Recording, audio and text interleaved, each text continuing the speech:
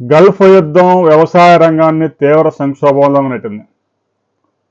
గల్ఫ్లో 95 లక్షల మంది భారతీయులు ఉద్యోగులుగా కార్మికులుగా పనిచేస్తూ ఉన్నారు. వారి కుటుంబాలు అందరూ కలిపి 3 కోట్ల మంది ఉన్నారు.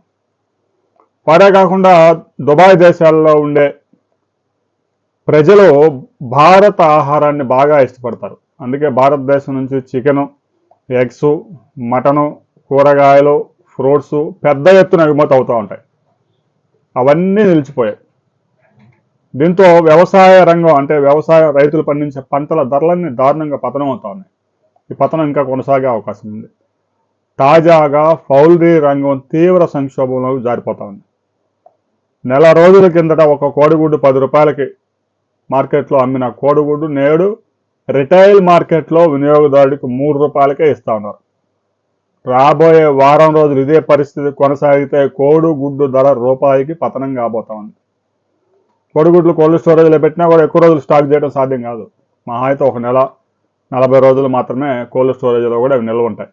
అందులో వేసవకాలం ఎక్కువ రోజులు నిల్వ చేయడం సాధ్యం కాదు. ఒకవైపు ప్రొడక్షన్ వస్తూ ఉంటుంది, కోల్డ్ స్టోరేజ్లు కూడా ఎక్కువగా నిల్వ చేయడం కూడా సాధ్యం కాదు, నిండిపోతూ ఉంటాయి.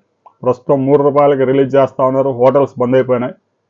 రాబోయే కొద్ది రోజుల్లోనే వారం రోజుల్లోనే కోడిగుడ్డు ధర రూపాయికి పతనం కాబోతా ఉంది అని పౌల్ట్రీ రైతులు ఆందోళన వ్యక్తం చేస్తూ ఉన్నారు. కొత్తగా బ్యాచెస్ అయితే ఎవరు స్టార్ట్ చేయలేదు, కానీ ఆల్రెడీ రన్నింగ్లో ఉన్న బ్యాచ్ని ఆపడం సాధ్యం కాదు. కాబట్టి కోడిగుడ్ల ప్రొడక్షన్ వస్తూనే ఉంటుంది, చికెన్ ప్రొడక్షన్ వస్తూనే ఉంటుంది. ఇది మరో 35 నుంచి 45 రోజులు కొనసాగే అవకాశం ఉంది. ఎందుకంటే చికెన్ బ్యాచెస్ అయితే 45 రోజుల నుంచి 60 రోజులు దాకా ఉంటాయి.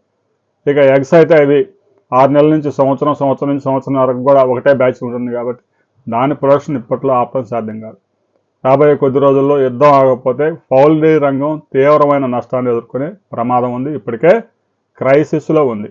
మీరు కనుక పౌల్ట్రీ రంగంలో ఉంటే ఎలాంటి ఇబ్బందులు మీరు ఎదుర్కొంటున్నారు అనే విషయాన్ని కామెంట్ చేయండి.